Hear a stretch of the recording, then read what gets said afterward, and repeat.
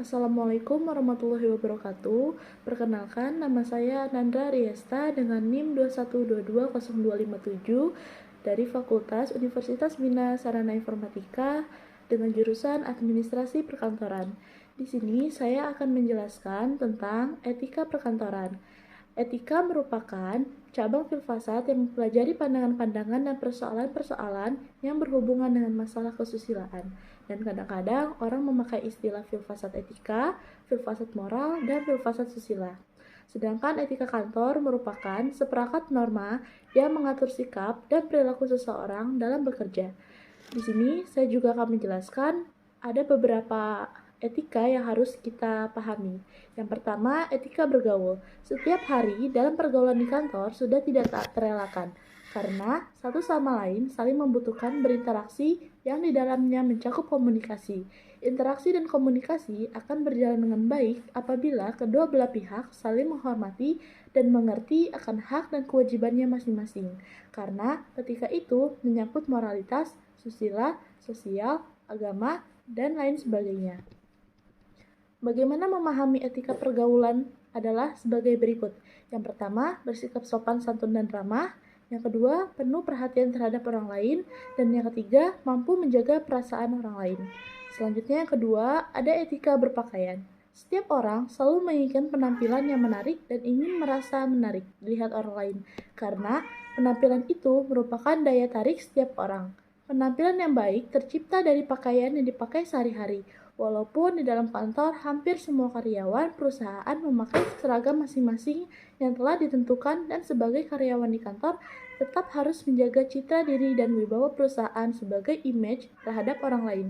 Apalagi kalau perusahaan bergerak di bidang jasa tentu salah satu menjadi hal pokok.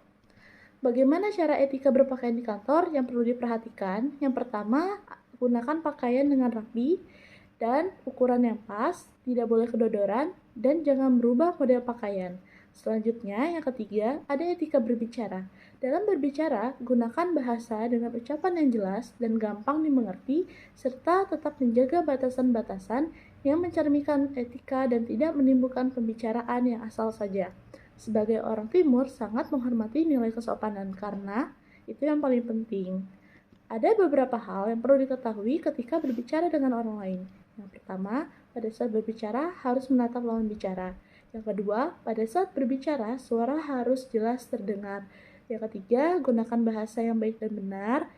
Yang keempat, hindari menggunakan nada suara tinggi. Yang kelima, atur pembicaraan agar gampang dimengerti. Dan ada hal-hal yang harus dihindari ketika berbicara dengan rekan kerja. Yang pertama, jangan membicarakan kejelekan orang lain atau teman kerja sendiri. Yang kedua, pada saat berbicara, hindari pembicaraan hal yang sensitif. Yang ketiga, jangan pernah memotong pembicaraan orang lain. Selanjutnya, saya akan menjelaskan bagaimana menjaga hubungan yang baik dengan rekan kerja.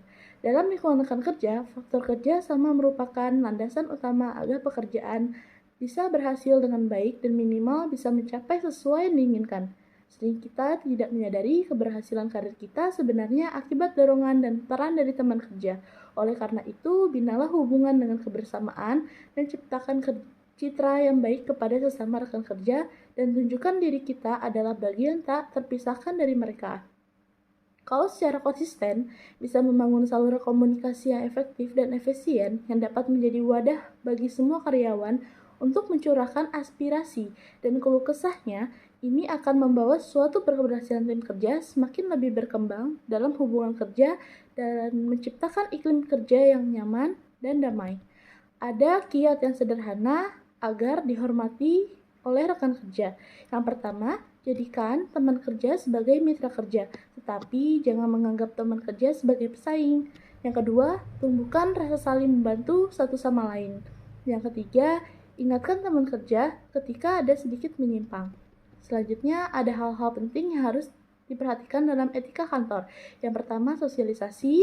Yang kedua, berbicara dengan jelas. Yang ketiga, hati-hati berkomentar. Yang keempat, kompromi. Yang kelima, mempengaruhi orang lain. Yang keenam, hadapi masalah. Ketujuh, tidak mudah terpancing. 8, jangan takut perubahan. Yang 9, lepaskan ego. Sekian penjelasan saya tentang etika perkantoran. Semoga bermanfaat. Jika ada salah kata, mohon maaf. Wassalamualaikum warahmatullahi wabarakatuh.